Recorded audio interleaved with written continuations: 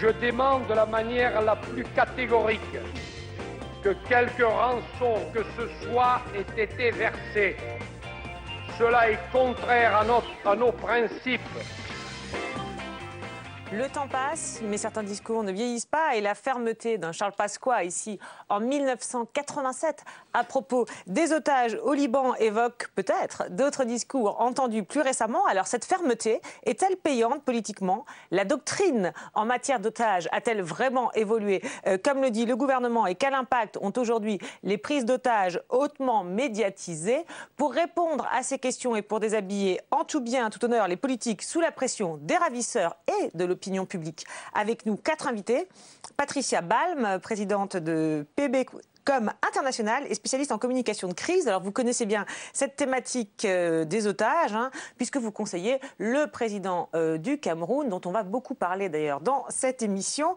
Louis Gauthier, spécialiste des questions de défense. Vous avez conseillé Lionel Jospin quand il était à Matignon et vous présidez aujourd'hui l'Observatoire des relations internationales de la Fondation Jean Jaurès. Jérôme Sainte-Marie, spécialiste de l'opinion, pour analyser la gestion de l'opinion publique par le pouvoir lors de ces prises d'otages. Et enfin, Denis Bertrand, sémiologue et habitué de l'émission, pour commenter les discours parfois très alambiqués que nous servent les politiques sur ces questions ô combien délicates et sensibles. Exemple avec François Hollande lors de sa dernière grande conférence de presse. À cette occasion, on a découvert un mot pour définir la nature de ses relations avec les ravisseurs des otages au Sahel. Écoutez. Sur les otages, la France n'a pas versé la moindre rançon. Et le président Biya, et je lui ai exprimé ma gratitude, a été particulièrement utile pour favoriser le contact avec les ravisseurs et obtenir la libération de nos compatriotes. Nous avons, sur les otages, non pas reformulé une doctrine, ça a été toujours la position de la France, mais nous avons veillé à avoir des contacts qui nous paraissent sérieux. Nous avons de nouveau signifié que nous étions prêts à engager tout contact avec tous ceux qui pourraient nous permettre de dire aux ravisseurs qu'il est plus que temps de libérer les personnes dont j'ai évoqué la gravité de la situation. Voilà, des contacts qui pourraient nous permettre de dire aux ravisseurs qu'il est plus que temps de libérer les otages. Alors, si ça suffit de le dire comme ça, c'est encourageant, mais comme on se doute que c'est être un petit peu plus compliqué que ça, on se dit que ce mot « contact », qu'il répète plusieurs fois, a peut-être un sens qui nous échappe. Qu'en pensez-vous, Denis Bertrand ? Je pense que le discours sur la prise d'otage est un discours extraordinairement contraint. C'est-à-dire que les mots pèsent chaque fois. Chaque mot est presque un objet diplomatique, et un objet chargé de sens. Et d'une certaine façon, les passages obligés par les mots, que ce soit contact, que ce soit doctrine, que ce soit principe, que ce soit rançon, c'est une sorte de champ lexical, peut-dire qui est très rançon, particulier. C'est toujours pour dire qu'il n'y en a pas eu, alors que là, contact... Alors, contact est intéressant parce que c'est un terme minimaliste. C'est un terme minimaliste pour ne pas parler de ce qu'il y a dessous un contact. Un contact, c'est simplement un toucher de la peau. Et il n'y a pas d'interaction dans le contact. Or, sous le contact, et en employant le mot contact, on laisse entendre relations, négociations, etc. En fait, des développements beaucoup plus chargés de sens que ce simple mot. Donc il y a une espèce de pudeur, je dirais, diplomatique dans l'emploi du mot contact. Alors oui, Patricia Balme, justement, vous l'entendez comment, vous, ce mot contact? Puisqu'on voit d'ailleurs aussi qu'il cite le président du Cameroun, qui est remercié comme étant quelqu'un qui a favorisé le contact, justement. Alors, il est vrai que François Hollande a remercié à plusieurs reprises le président du Cameroun. Bon, là, il a eu un mot un peu en deçà. Il a dit le président Biya a été très utile. C'est au-delà de l'utilité. Je veux dire, c'est grâce au président de la République du Cameroun que les otages français, que la famille Moulin-Fournier est rentrée en France. Maintenant, pour reprendre ce que vous disiez, effectivement, il y a des choses derrière le mot contact. Mais il y a surtout les hommes de l'ombre. Ce sont les émissaires, le contact, c'est les hommes, d'accord. Bien sûr, qui établissent les contacts par leur réseau avec les ravisseurs, les preneurs d'otages. D'accord, donc les contacts, en fait, ce sont les émissaires, les hommes de l'ombre. Les personnes dont on ne sait d'ailleurs comment elles établissent ce contact et sur quelle base d'ailleurs, puisqu'il dit on n'a pas reformulé une doctrine en matière d'otages, mais on a veillé à avoir des contacts qui nous paraissent sérieux, et ça fait quand même très langue de bois, non, comme discours, enfin l'un et l'autre. Je pense que d'abord c'est difficile, comme le disait à l'instant Denis Bertrand.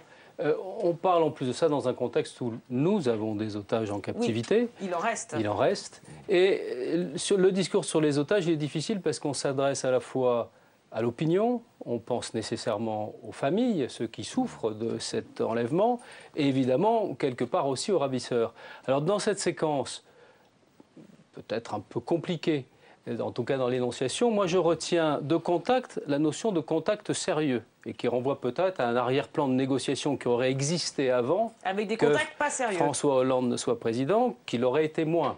Le second, c'est il recadre la doctrine. Il ne dit pas il n'y a pas eu de changement de doctrine et il est précis sur ce point. Il veut dire il y a une continuité de la doctrine française, mais peut-être qu'auparavant, elle n'avait pas été aussi explicitement affirmée et assumée que moi-même, comme François Hollande a eu l'occasion de le faire à plusieurs reprises, pour clarifier la position de la France à l'égard de la gestion de ses otages, en se mettant d'ailleurs dans une position de solidarité avec ce que font les Américains et les Britanniques dans ce domaine. On ne négocie pas de rançon. On a négocié, on reviendra sur cet aspect. En tout cas, sur cette intervention, voilà ce qu'elle me suggère. D'accord, ce qu'elle vous évoque, et c'est vrai qu'il a réaffirmé d'ailleurs cette position après l'intervention au Mali, d'autant plus fermement après l'intervention au Mali. Alors, on disait effectivement qu'il y a plusieurs, on va dire, récepteurs de ces discours, les fameux, entre guillemets, contacts, et puis aussi l'opinion publique. Alors, qu'est-ce qui peut comprendre l'opinion publique de ces discours assez complexes, pour ne pas dire parfois...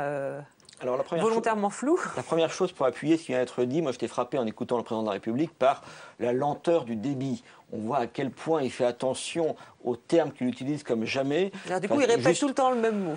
Justement parce qu'il y a il y a plusieurs récepteurs possibles et pertinents pour son message. Je pense très sincèrement que l'opinion n'y comprend pas grand-chose, et elle comprend surtout qu'on ne s'adresse pas totalement à elle et qu'on ne souhaite pas qu'elle comprenne énormément. Je pense qu'un Français moyen apprendra plus de choses en lisant le dernier SAS de Gérard de Villiers sur ces questions-là qu'en écoutant le président de la République. Donc on a là quelque chose de codé, mais ça ne va pas trop mal quand même, parce que l'opinion, d'après ce qu'on croit savoir, eh bien, accepte ce jeu totalement biaisé. Elle accepte totalement le fait qu'on ne lui en dise pas trop. D'accord. Donc aujourd'hui, on dit que tout le monde veut de la transparence dans tous les domaines, sauf en matière d'otages, où là, finalement, on comprend que voilà, il y a une nécessité d'une certaine... Il y a une forme d'acceptation populaire de l'autocensure. Voilà, donc tout le monde se contente de ces mots évasifs. Alors, vous avez évoqué la question de la doctrine. Alors, c'est vrai qu'il y a une apparente contradiction dans cette conférence de presse, puisqu'il commence par dire on n'a pas reformulé une doctrine, et puis après, il va nuancer en se démarquant nettement de ses prédécesseurs. Je parle de François Hollande, bien sûr, écoutez-le. La position de la France, c'est... sans mettre en cause le moindre de ces principes, chercher toujours à libérer nos compatriotes sans que le terrorisme puisse en être renforcé. Parce que ça a été, hélas, le cas pendant des années, où les terroristes, ceux que nous avons combattus, ont pu faire commerce des otages. Voilà, et là, on comprend effectivement où est, entre guillemets, la rupture. Et donc, on pense, bien sûr, au gouvernement précédent, des gouvernements cités d'ailleurs explicitement par l'ex-ambassadrice des États-Unis au Mali. Écoutez. About 2 years ago, the Al-Qaeda in the Islamic Maghreb took hostages, French hostages, at the Yellow Cake uranium mine in northern Niger. And France paid ransom for the release of these hostages. The alleged amount is $17 million. Of course, France didn't walk over to the Salafas and say, here's your $17 million. The ransom, like all other ransoms paid, were paid indirectly, ended up in the hands of the Malian government, and then were turned over, at least part of it, to the Salafas. Voilà, donc là, les choses sont dites très, très clairement. Pour le coup, on en apprend beaucoup aussi, Jérôme Sainte-Marie, et très explicitement. Alors, qu'en disent aujourd'hui les dirigeants de l'époque? Je vous propose d'écouter Alain Juppé et Claude Guéant sur cette question des rançons. Contrairement à ce qui a été répété depuis quelque temps, il n'y a pas eu véritablement de changement dans la façon dont la France gère ces dossiers. Nous avons toujours dit que l'État français ne payait pas de rançon. Est-ce que ça veut dire pour autant qu'il faut s'interdire de négocier, de trouver des canaux de négociation pour obtenir la libération de nos otages? Je ne le crois pas. Il faut continuer à négocier, à trouver des moyens de les faire libérer. Je n'ai rien d'autre à dire que ce que j'ai déjà dit, à savoir que l'État français n'a jamais payé quoi que ce soit. Mais elle a pu demander à des amis d'intervenir. Je n'ai rien d'autre à dire.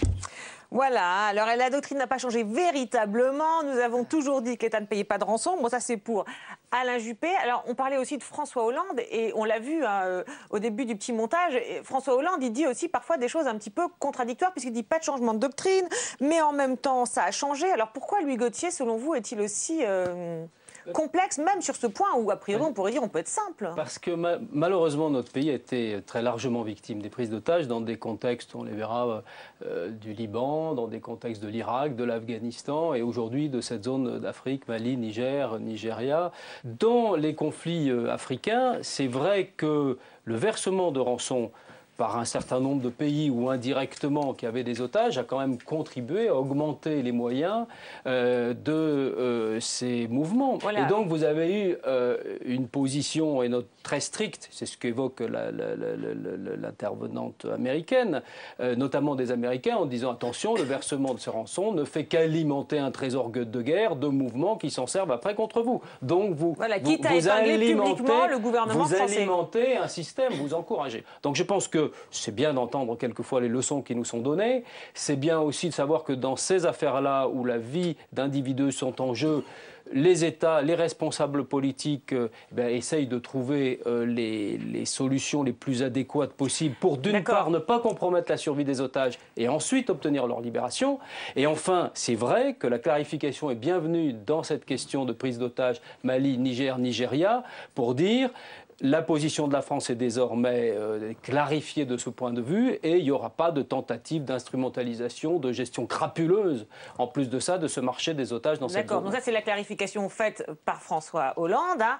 Sachant que ceux d'avant, on va dire, Claude Guéant et Alain Juppé, eux, on a l'impression, restent, alors pour le coup, volontairement flous. Hein. Denis Bertrand, je ne sais pas comment vous analysez leur réponse, on a l'impression presque qu'ils veulent montrer qu'ils cherchent à rester flou. On a presque l'impression qu'il y a une véritable intention dans leur discours, parce que quand un politique veut être catégorique, il sait l'être. J'ai l'impression qu'il y a deux discours possibles sur la question. Il y a d'un côté le discours de type François Hollande, qui est assez labyrinthique. L'autre polarité, c'est le discours, le discours extrêmement limité, de type Alain Juppé ou de type Claude Guéant, qui est une simple formule. Il n'y a rien à dire, il n'y a rien à voir, quoi. Mais on a l'impression qu'entre ces deux polarités, on la voit toujours se manifester, cette double polarité. Ou bien on assume une complexité, ou bien on renvoie par une simplicité formulaire, quoi. Alors vous disiez que, je vais vous faire réagir l'un à l'autre, parce que vous disiez qu'effectivement l'opinion se contentait de ce flou qu'évoque Denis Bertrand. Et c'est vrai que ça a un peu toujours été le cas. Alors on a été voir comment Alain Juppé parlait de ses libérations au moment où il était en responsabilité. On a trouvé un extrait, je vous propose de l'écouter. C'est en novembre 2011, suite à la libération de 3 otages humanitaires enlevés au Yémen. Nous essayons de discuter avec tous ceux qui sont ouverts à la discussion. Et là, je dois saluer, comme ceci vient d'être fait par Pierre Perrault à l'instant, le rôle décisif qui a été joué par les autorités omanaises, et notamment le sultan d'Oman, puisqu'ils sont passés du Yémen à Mascate. Ils sont donc en ce moment dans l'avion et je confirme l'heure de 20h50 qui a été donnée. En vous quittant, je me rendrai moi-même à Villa-Coublay. Alors, vous l'avez entendu, notre reportage, certaines sources yéménites affirment que le sultanat d'Oman aurait versé une rançon au nom de la France. Est-ce que vous confirmez ? La France a pour principe de ne pas payer de rançon et je ne ferai pas d'autres commentaires sur ce sujet pour des raisons d'État, bien sûr. Mais si la France avait versé une rançon, vous le diriez ce soir aux Français ? Je n'ai pas d'autre chose à ajouter que ce que je vous ai dit sur ce point. Voilà, et là on sent bien effectivement que il insiste bien sur le fait qu'il ne va pas répondre à la question. Oui, il y a deux styles effectivement qui s'affrontent, enfin qui contrastent plus précisément. Il y en a un, celui d'Alain Juppé, qui assume, et c'est bien son personnage d'ailleurs, une forme de raison d'État. Et il y a un discours qui est plus ambigu, c'est celui du François Hollande, qui, envoie aussi des menaces plus ou moins explicites vers les preneurs d'otages. On sent qu'ils vont être châtiés, etc. Et au fond, c'est peut-être les pas... menaces, c'est quoi? C'est quand il dit on renforcera pas le terrorisme? À la fin, je n'ai plus le terme exactement en tête, mais il y a cela... Il y a le fond et la forme. Voilà, il y a cela, mais il faut bien voir... Il y a aussi l'intervention au Mali. Et ça, c'est un peu ambigu, parce que, si vous voulez, l'opinion française comprend bien qu'on doit essayer de terroriser les terroristes, comme disait Jean Pasqua, mais qu'en même temps, les gens comprennent bien que les choses sont beaucoup plus complexes. D'accord, donc un peu de, entre guillemets, doctrine, pour employer un mot à la mode, visiblement, Patricia Balme. Il y a le fond et la forme. Le discours, il ne peut pas être autrement. Sur le fond. Sur le fond, mais bien entendu. Et donc ça, on l'a expliqué. Sur la forme. Si vous permettez, je vais juste revenir un instant sur la déclaration de cette femme ambassadeur des États-Unis au Mali, je crois. Oui, qui met les pieds dans le plat, on va dire. Que je trouve assez scandaleux, parce que si on revient à la posture de Reagan en 85, lors des otages de Liban, lui-même disait non seulement pas de rançon, mais lui disait même pas de négociation. Je reviendrai donc à cette histoire de rançon, qui est d'ailleurs sur toutes les lèvres des journalistes en général quand les otages sont libérés. C'est la première question, y a-t-il eu une rançon? Alors je vais vous donner deux réponses à ce sujet. La première, je trouve cette question indécente par rapport aux otages. Ces gens ont vécu un drame humain, comme vous l'avez dit tout à l'heure. Mais ça ne peut pas empêcher les journalistes... Permettez. Si on dit en plus, vous avez été libéré, mais voilà combien ça nous a coûté s'il y a eu rançon, je trouve que ça accentue l'horreur. D'accord, vous voulez dire que la réponse d'un politique qui répondrait comme ça serait de toute façon indécente, indépendamment de l'encouragement au terrorisme, les politiques ne vont pas non plus susciter des vocations en disant aux éventuels futurs preneurs d'otages, mais tiens, allez-y, on paye des rançons. Donc je crois que là-dessus, il faut rester flou. Et je terminerai en disant que de toute façon, rançon ou pas, la vie humaine n'a pas de prix. Alors oui, ça c'est une doctrine, on va venir juste après, qui a été défendue par certains. Donc là, vous dites effectivement, de toute façon, il ne faut pas répondre, parce qu'à la limite, les questions, on peut les poser, mais en tout cas, la réponse, de toute façon, il ne faut pas l'évoquer. Alors il y a quand même un détail amusant concernant Alain Juppé, c'est que là aussi, il remercie le sultanat d'Oman, etc. Mais alors pourquoi il le remercie? Parce que les otages sont passés par Mascate pour aller prendre l'avion. Alors là, enfin non, mais c'est des sujets parfois dramatiques, bon, mais c'est drôle quand même, non? Parce qu'on a l'impression qu'il a vraiment cherché, c'est un prétexte, c'est une manière de remercier en prenant, enfin... Il y a la question de la rançon, et vous venez d'exprimer les choses très, très bien et clairement. Et puis il y a l'autre plan, alors c'est que les nations, les pays ne veulent pas être l'otage, ne veulent pas avoir à compromettre leur politique intérieure sur une question comme celle-là. Ce qui fait que souvent, pour obtenir la médiation, on passe par un État tiers. Le Cameroun, Oman, etc. qui va, mais c'est la diplomatie classique de l'intermédiaire. Qu'on remercie après d'une manière pour le Cameroun, les otages avaient été enlevés au nord du Cameroun quand même. Hein, donc... et a fortiori quand le pays qui fait la médiation est le pays dans lequel les otages ont été enlevés. Mais ce qui n'était pas le cas pour Oman. Voilà. Et donc vous avez souvent des intermédiaires, ça peut être le Sénégal, ça peut être d'autres pays qui sont intervenus à la place de la France pour éviter que la parole de la France, le crédit de la France, son autorité, sa politique soit compromis dans une négociation, le but étant, in fine, quand même toujours d'obtenir la libération des otages. Oui, mais c'est vrai que sur la manière de remercier, parce qu'on les remercie, c'est une chose, mais on les remercie...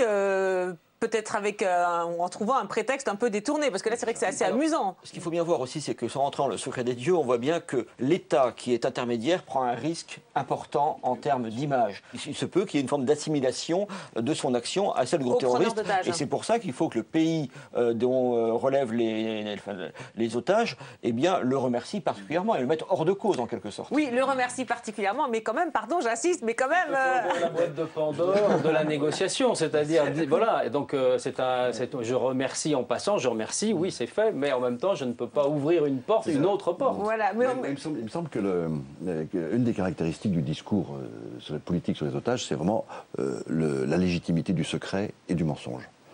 Qui sont totalement acceptés. Vous voulez dire que c'est vrai que quand Alain Juppé dit je les remercie, je remercie Oman d'avoir autorisé, attendez, excusez-moi, parce que j'insiste bien, je remercie Oman d'avoir autorisé les otages, enfin d'avoir laissé les otages prendre l'avion à Mascate.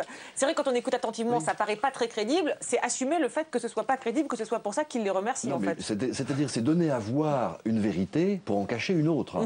C'est donner à apercevoir et à se représenter un élément concret particulier et probablement secondaire secondaires, bien sûr, pour dissimuler manifestement des éléments plus importants. Je crois que c'est une véritable stratégie de la vérité et de la dissimulation qui est en jeu là-dedans. Mais on dissimule tellement qu'en dissimulant, on laisse entendre que qu'il y a une vérité un peu autre. Voilà. Non, en matière de communication. C'est comme le mot contact. Personne n'est dupe, quoi.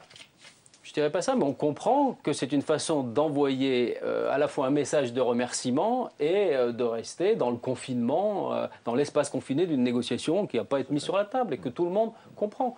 D'accord.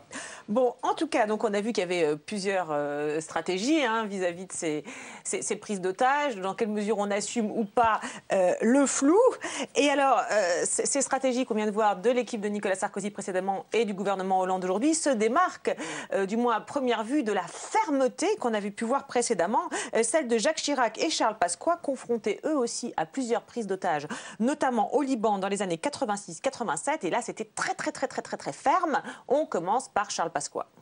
Je demande de la manière la plus catégorique que quelque rançon que ce soit ait été versée.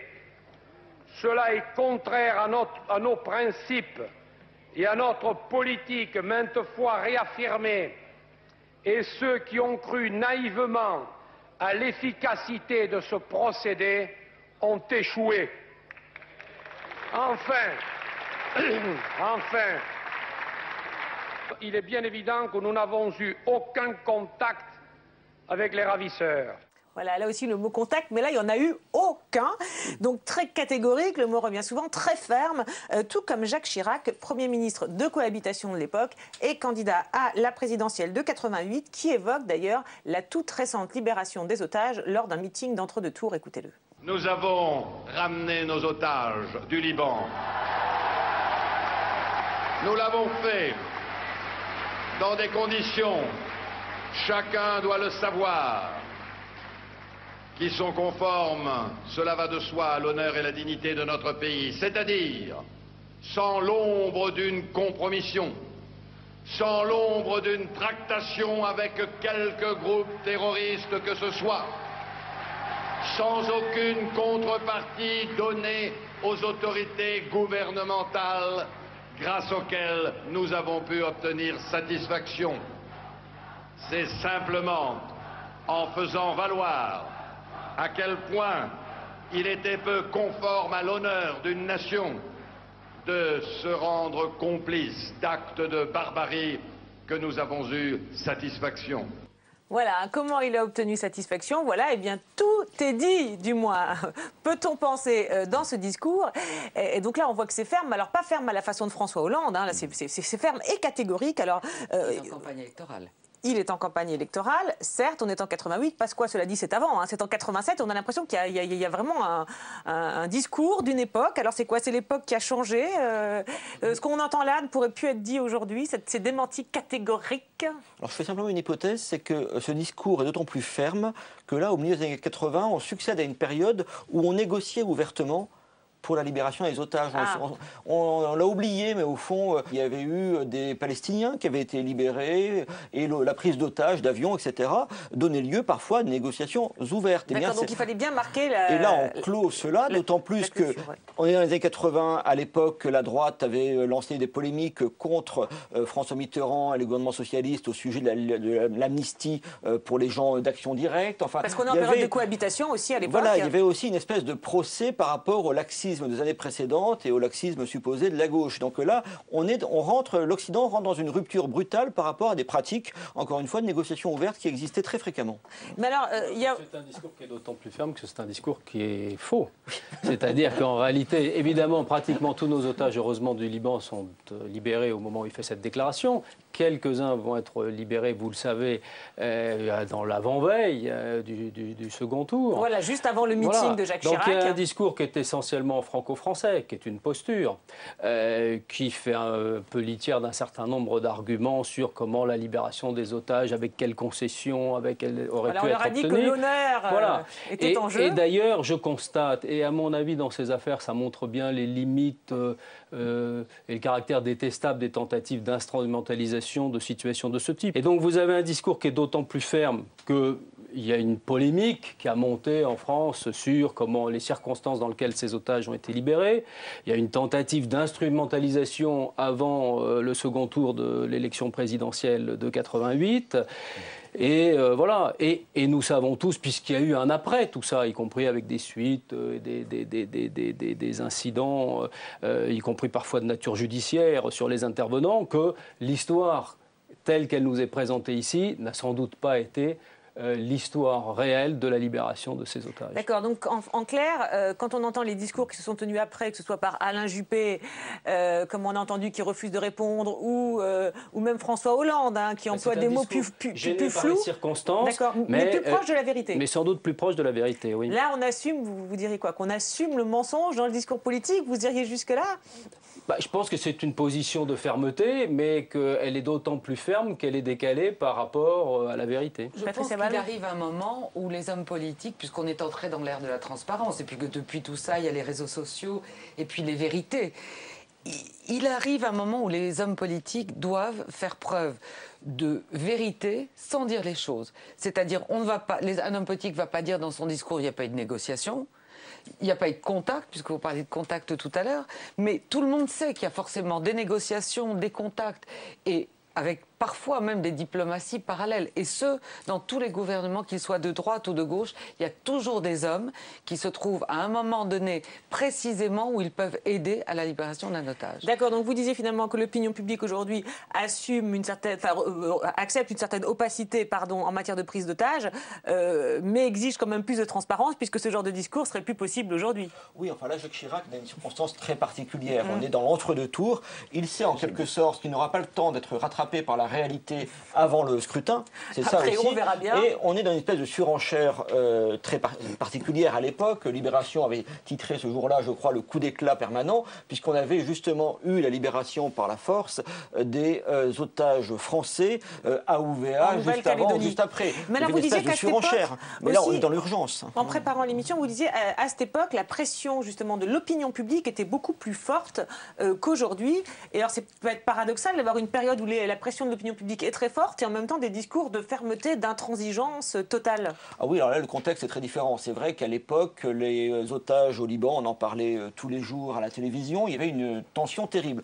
Aujourd'hui, je mets quasiment au défi un Français moyen de savoir combien il y a d'otages français dans le monde. Il y a, les familles parfois s'en plaignent, d'ailleurs, il y a des otages pratiquement oubliés. Il y a une forme de banalisation en quelque sorte. L'opinion s'est habituée à cela. Il n'y a plus cette focalisation extraordinaire qui avait rythmé la première cohabitation, celle des otages du Liban. En tout cas, quelle que soit la pression de l'opinion publique et les discours, il y a quand même des images auxquelles les téléspectateurs se sont habitués. Ce sont ces images de chefs d'État accueillant les otages à leur descente d'avion. Alors, exemple le plus ancien avec Jacques Chirac, Premier ministre, lors du retour de la seconde vague d'otages du Liban.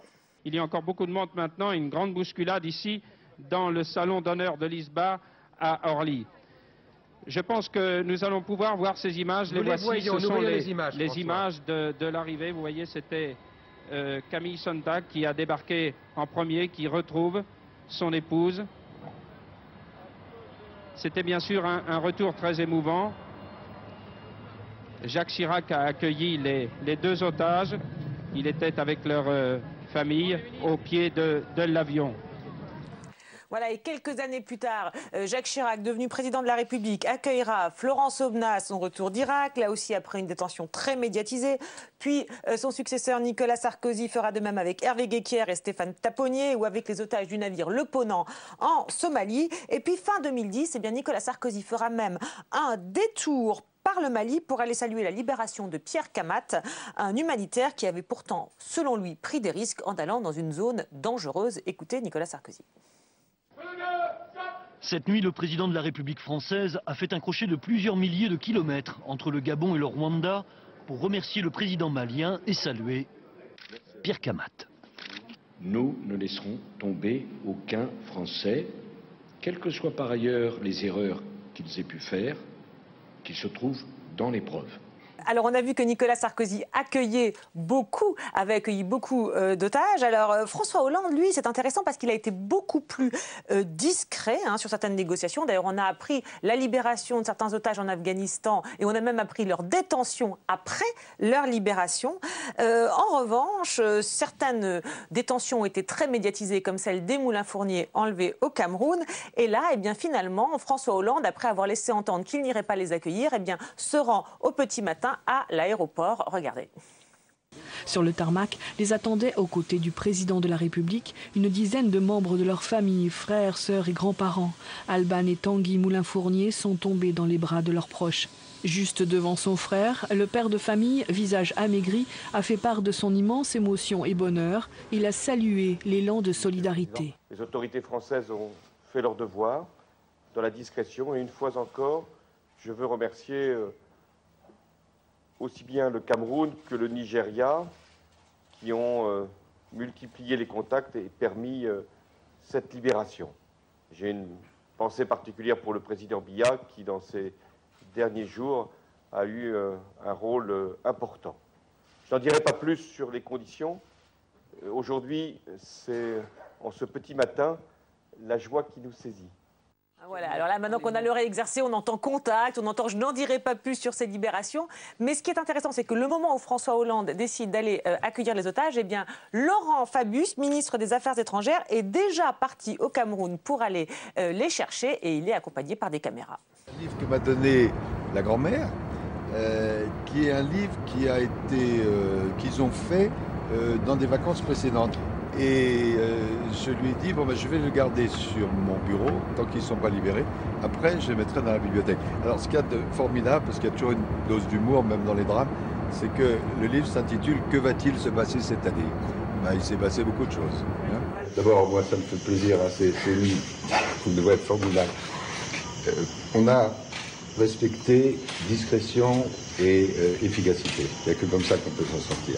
Et donc ça fait 2 mois jour pour jour qu'ils ont été enlevés. On pensait à la famille, aux enfants, surtout beaucoup. Et puis on a travaillé. Je tiens à remercier beaucoup à la fois les autorités du Cameroun, qui nous ont beaucoup aidés, le président Biya, le président du Nigeria aussi. Et on a fait ce qu'il fallait. Puis voilà. Et alors c'est incroyable parce que c'est vrai qu'on a eu des libérations très peu médiatisées depuis que François Hollande est président. Puis alors là, vraiment une super médiatisation avec double accueil. Ça s'appelle de la communication politique. Ah bon? On est dans une séquence de communication politique. On a critiqué, ils ont critiqué Nicolas Sarkozy pour cette communication politique excessive, mais alors là, on est dans les images de proximité, de compassion.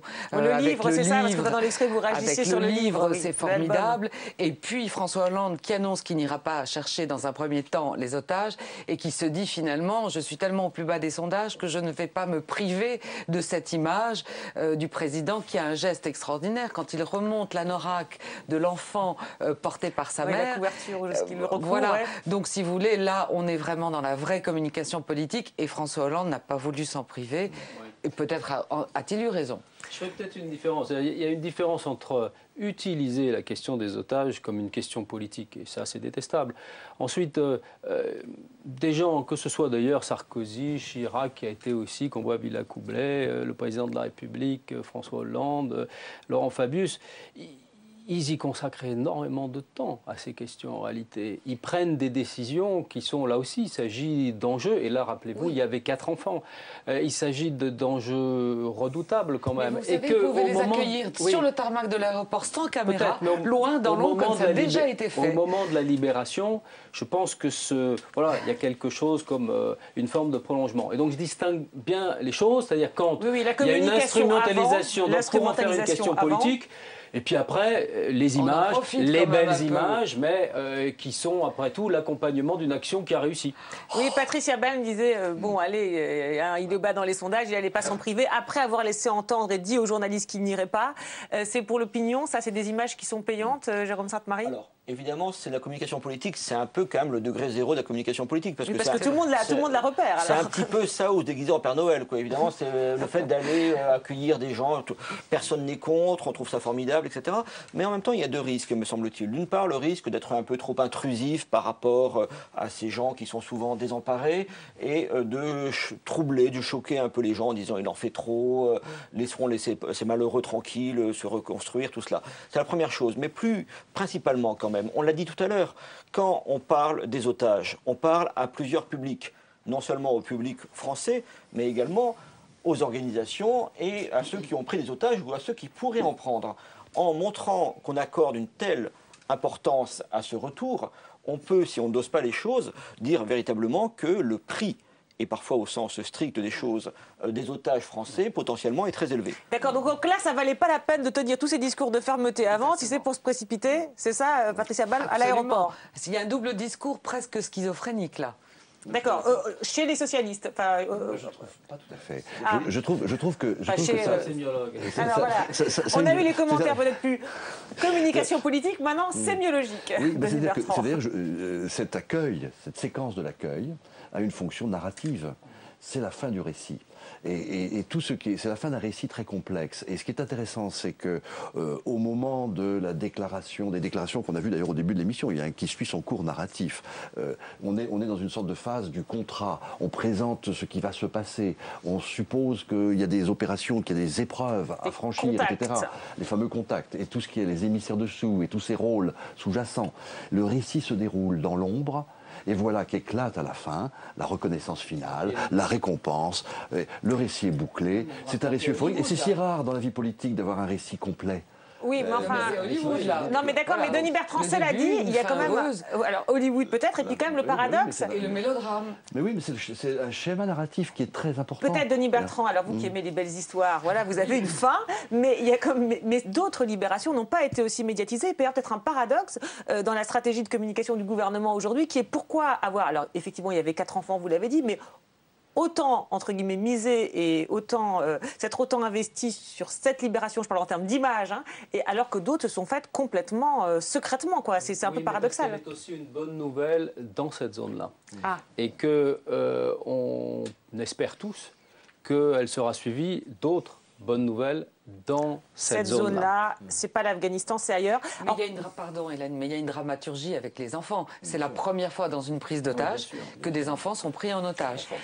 Et alors, on force un peu le trait aussi sur la dramaturgie. Cela dit, vous disiez un bel alors là, communication, voilà, vous allez dire peut-être, on les voit venir peut-être un peu avec leurs gros sabots, mais quand même, ils en font des tonnes. Mais Laurent Fabius, on le sent quand même réellement ému. C'est ça qui est surprenant dans les images. C'est pas l'habitude, on n'a pas l'habitude de voir Laurent Fabius comme ça. On a l'impression qu'il est complètement saisi par l'émotion. Certainement. Non, je ne sais pas, parce qu'on se dit il en fait des tonnes et en même temps il a l'air tellement ému. Il a juste quand même fait attendre un petit peu les otages avant de rentrer en France, parce qu'il a fallu attendre l'avion de Laurent Fabius et les otages étaient peut-être un peu pressés aussi de rentrer en France. Donc bon, mais je suis certaine qu'il y a toujours une part d'émotion. Moi, je me souviens du retour d'Ingrid Betancourt, j'y étais, et je peux vous dire que tout le monde avait les larmes aux yeux après quand même cette... D'accord. Émotion et communication riment parfois. Voilà. Oserais-je dire quand même que sur les images qu'on vient de voir avec Laurent Fabius, il y a un petit décalage quand même visuel entre la bonhomie, l'enthousiasme du ministre et la très grande réserve et la très grande fatigue de l'ancien otage qui est présent.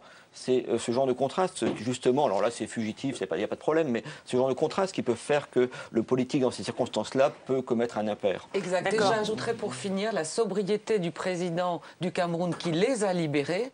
On ne l'a pas vu. Il n'a pas donné d'interview et Dieu sait s'il y a eu de nombreuses demandes d'interview. Il s'est contenté de faire un discours à minima pour les accueillir, mais on n'a pas vu de la communication politique pure de la part du président camerounais qui les a libérés. Il n'en a pas profité en termes d'image politique et il avait de quoi. D'accord. Et pourquoi n'en a-t-il pas profité? Parce que c'est son mode de gouvernance, c'est sa discrétion. Discrétion pour lui égale efficacité. Et il n'avait pas besoin de cela. Il sait que c'est lui qui les a libérés. Et il n'en a pas fait autant que les autres. Alors pour finir l'émission, 2 petits cas atypique de communication originale qui concerne des cas un peu différents, puis ce ne sont pas des otages classiques, si l'on peut dire. Alors la première concerne la franco-colombienne Ingrid Betancourt, détenue pendant 6 ans par les FARC dans la jungle colombienne. Alors à l'époque, Nicolas Sarkozy avait bien sûr reçu les familles, il avait tenté d'intervenir sur le gouvernement colombien, etc. Et puis à bout d'arguments, eh bien, il avait eu une idée. Écoutez, regardez. Monsieur Marulanda, je vous demande solennellement de relâcher Ingrid Betancourt et de ne pas porter sur votre conscience le risque que ferait peser sa disparition. C'est aujourd'hui une femme à bout de force. Je forme un rêve, celui de voir Ingrid au milieu des siens pour Noël. Voilà, et donc, alors ça fait sourire, même si le sujet était grave à l'époque, mais c'est vrai que c'était un peu la bouteille à la mer, comme ça, le message adressé directement aux ravisseurs. Et puis alors, autre tentative originale à propos de Florence Cassé, cette fois, alors elle... emprisonnée au Mexique pendant 2 longues années. Nicolas Sarkozy aussi s'était beaucoup mobilisé pour la faire libérer. François Hollande, lui, a décidé d'être plus discret. En revanche, sa compagne, Valérie Trierweiler, avait été très sur le devant de la scène. Regardez-la, elle préparait des cadeaux pour Florence Cassé. C'est ce que j'ai dit, c'est surtout un engagement humanitaire, plus qu'un engagement politique. Je ne cherche pas à peser sur quoi que ce soit, je cherche à lui adoucir un peu sa détention en envoyant des colis régulièrement. Vous l'avez fait aujourd'hui Je le fais lundi, voilà, j'ai commencé à réunir un certain nombre de présents et ça partira lundi. Donc ça arrive pour Noël, voilà.